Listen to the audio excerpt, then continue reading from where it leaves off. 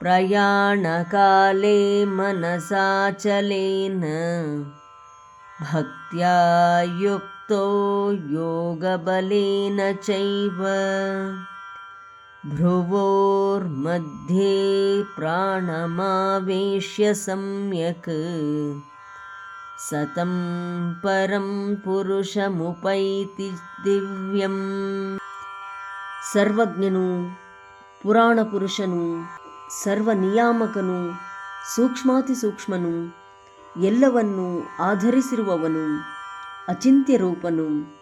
ಆದಿತ್ಯವರ್ಣನು, ಅವಿದ್ಯಾತೀತನೂ ಆದ ಆ ಪುರುಷನನ್ನು ಯಾರು ಧ್ಯಾನಿಸುತ್ತಾನೋ ಮರಣ ಸಮಯದಲ್ಲಿ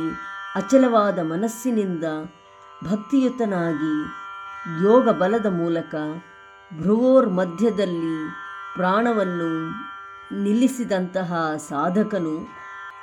ಆ ದಿವ್ಯವಾದ ಪರಮಪುರುಷನನ್ನೇ ಪಡೆಯುವನು. That omniscient supreme poet, the most ancient, the ordainer, minuter than the minutest, the nourisher of all, of form inconceivable, beyond all darkness, transcending darkness, splendors like the sun,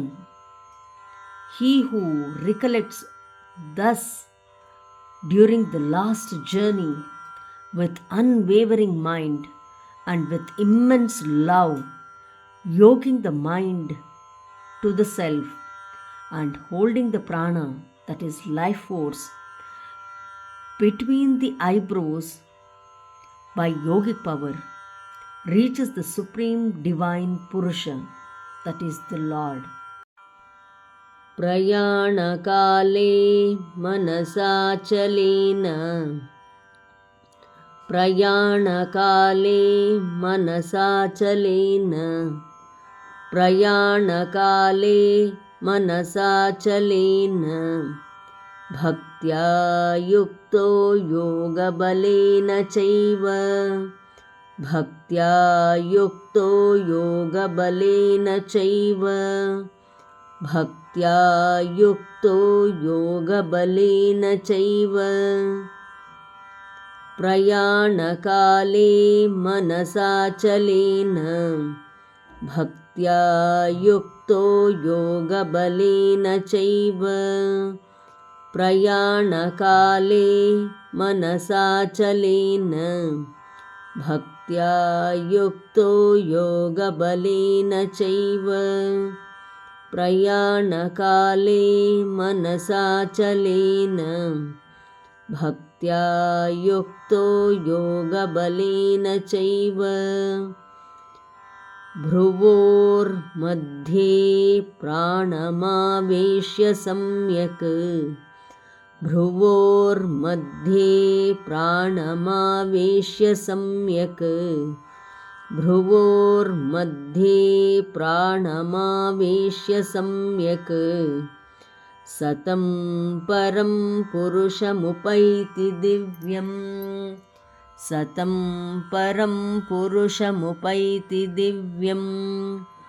सतं परं पुरुषमुपैति दिव्यम्